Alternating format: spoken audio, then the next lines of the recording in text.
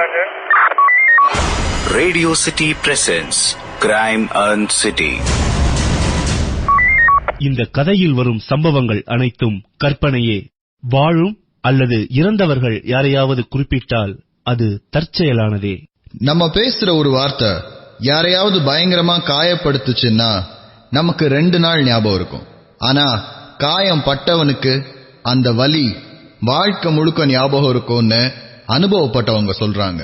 எப்பயுமே எல்லா விஷயத்திலயுமே அப்படிதான். அடிச்சவனுக்கு இப்படி ஒரு சம்பவம் நடந்ததே மறந்து போயிருக்கும். ஆனா அடி வாங்கினவன் அதை எப்பயும் ஞாபகம் வச்சுப்பான். அந்த மாதிரியான ஒரு கதையை தான் இன்னைக்கு உங்கள்கிட்ட சொல்ல போறேன். திங்கட்கிழமை சாயங்காலம் ஸ்டேஷன்ல இருந்து வீட்டுக்கு கிளம்புறதுக்கு தயாராயிட்டு இருந்தாரு inspector. Saturday Sunday drunk and drive பிடிக்கிறதுக்காக லேட் நைட்ஸ் முழிச்சிருந்தது.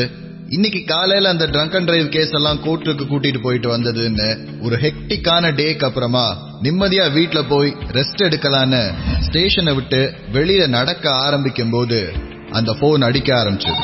திரும்ப ஸ்டேஷனுக்கு உள்ள வர்ற இன்ஸ்பெக்டர் போன் எடுக்கிறாரு. போனோட அதர் எண்ட்ல கமிஷனர். முருகன், ஃபேமிலி ஃப்ரெண்ட் ஒருத்தர் போன் பண்ணாரு. அவரோட பையன் 3 நாளா மிஸ்ஸிங்கா. அவர் போன் நம்பர் உங்களுக்கு அனுப்பி வைக்கிறேன், கொஞ்சம் என்னன்னு பாரு. ஓகே சார், நான் பாத்துக்கிறேன். கமிஷனர் அனுப்பின நம்பருக்கு கால் பண்ணி பேசுறாரு இன்ஸ்பெக்டர். அழுகைக்கும் கதறலுக்கும் நடுவுல அந்த பையனோட அம்மா சொன்னதுல இருந்து தெரிஞ்சுக்கிட்ட விஷயங்கள் இதுதான்.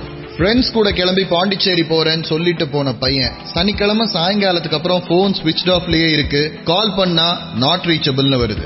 எந்த ஹோட்டல்ல தங்க போறோம்னு வீட்டுல சொல்லிட்டு போனாங்களோ அந்த ஹோட்டல்ல பசங்க ஸ்டே பண்ணல. பசங்க எங்க ஸ்டே பண்ணிருக்காங்கன்னு கூட அப்பா அம்மாவுக்கு தெரியல. பையன் கூட போன ஃப்ரெண்ட்ஸ் மத்த 2 பேரோட நிலைமையும் இதேதான். அந்த பேரண்ட்ஸ்க்கு போன் பண்ணி கேட்டாலும் அவங்களும் எந்த க்ளூவும் இல்லாம இவங்கள மாதிரியே தான் முழிக்கிறாங்க. பணக்கார வீட்டு பசங்க பார்ட்டி பண்றதுக்காக பாண்டிச்சேரி போனவங்களை காணோன்னு பத்திரிகைகள்ல நியூஸ் எழுதிடுவாங்கன்னு பயந்து போலீஸ் கம்ப்ளைண்ட் கொடுக்காம இருந்திருக்காங்க. அதுக்கப்புறம் கமிஷனர் ஃபேமிலி ஃப்ரெண்டுங்கிறதுனால கமிஷனர்ட்ட இது பர்சனல் ரெக்வெஸ்டா போய் இப்ப இன்ஸ்பெக்டர் கிட்ட வந்திருக்கு. காணாம போன பையனோட பேரு அர்ஜுன், வயசு 24, இன்ஜினியரிங்